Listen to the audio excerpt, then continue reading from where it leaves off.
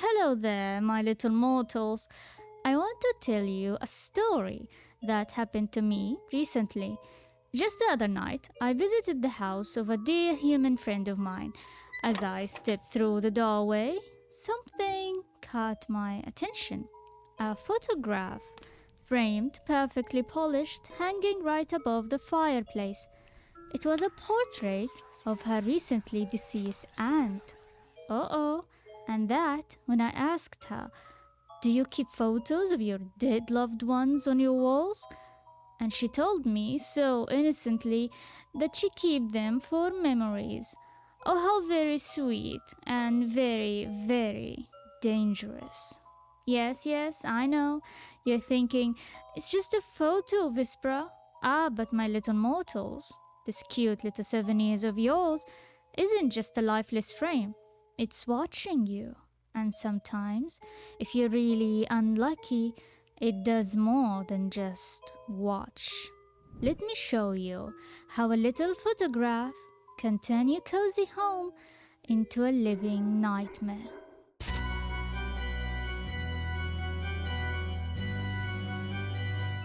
You see, my little mortal, a photograph is not just ink on paper. Oh, no. It is an imprint, a snapshot of a soul. When you hang that image on your wall, you're not simply remembering the dead. You're offering them an anchor, a door. You're whispering, "Stay with me." And sometimes they do. Think about it. The photograph holds their face, their eyes, their likeness. And likeness, in the old ways, is power. The more you look at them, the stronger the tie becomes, until the veil between your world and theirs grows thin, dangerously thin. And how do you know when the dead have accepted your invitation? There are signs. When suddenly object moves on its own. Another sign is the faint sharp smell of ash or smoke curling through the room, though no fire burns. Sometimes it comes at night, when the air feels heavy, as if someone's unseen has entered the room. It is then, my little mortals, that your sweet memory has awakened, and once a spirit knows it has been called, it's rarely forgot the way back, forever living in their portraits.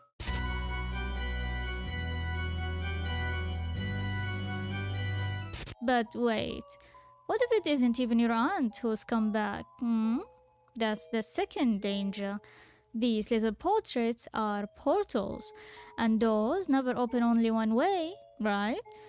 You see, my sweet mortals, sometimes other things slip through. When you hang the dead on your walls, you don't just invite them back, you put out a welcome mat for anything wandering in the other side. Angry spirits, stray shadows, parasites. Oh, and they do love a good comfortable shelter. They use the photograph as a foothold, and suddenly your cozy home is not your own. These creatures aren't your blood. They don't care about you or your memories. Imagine leaving your door unlocked and shouting, "Come on, everyone, live with me," to every stranger passing by. Things can get ugly fast. They can really hurt you. And if they're feeling extra cuddly, they will crawl right inside you. And how do you know when you're picked up one of these little passengers? Well, there are multiple indications. The air will feel heavy, colder in one corner of the room than the rest. You will see shadows move when no one is there, and you will swear something followed you to bed, laying its head on your pillow.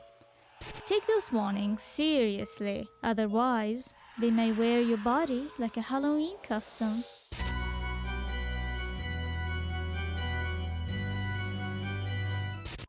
But even if it's your beloved aunt or your sweet grandmother, do not imagine she'll always be pleased with your choice of decor. For you see, the dead do not always appreciate being disturbed. Disturbing them, calling them back with a photograph, polishing their image for display, it's like shaking a hornet's nest.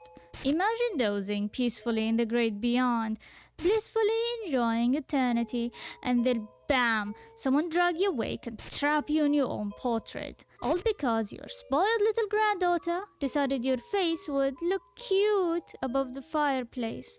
You won't be happy, wouldn't you? Well, so will they. And since you become an inconvenience to them, they will do the same to you.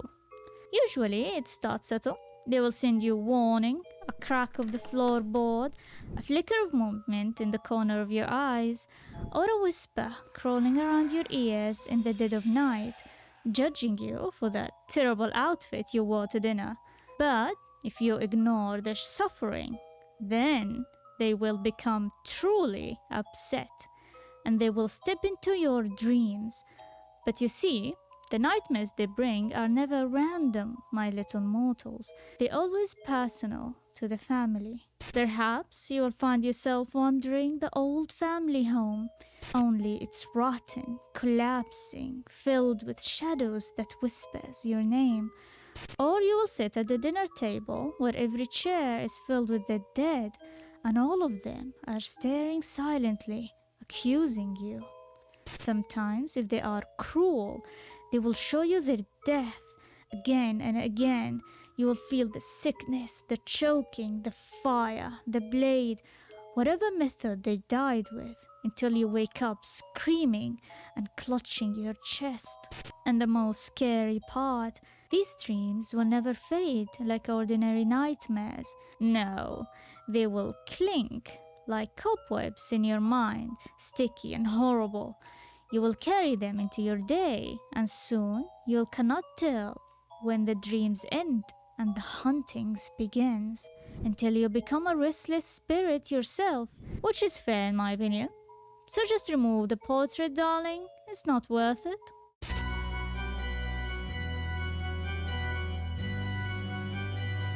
And finally, the danger that bends deepest of all, the curse of the bloodline. By summoning your ancestor through their portraits, you invite more than their presence. You invite their burdens, their debts, their tragedies, their unfinished business, their grudges. Generational curses seep through the frame, staining you with what never yours to carry.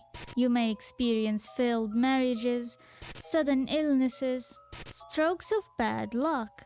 You will call them coincidence, but no, it is inheritance, passed down through blood and memory.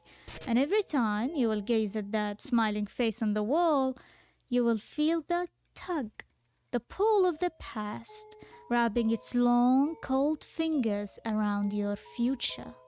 So remember, my little mortals, some ties are not meant to be honored, some bloodlines are better left undisturbed, and some photographs, they better never displayed at all. But don't worry, my darlings, I'll be back with more tales of the unseen, the mysterious, and the deliciously disturbing.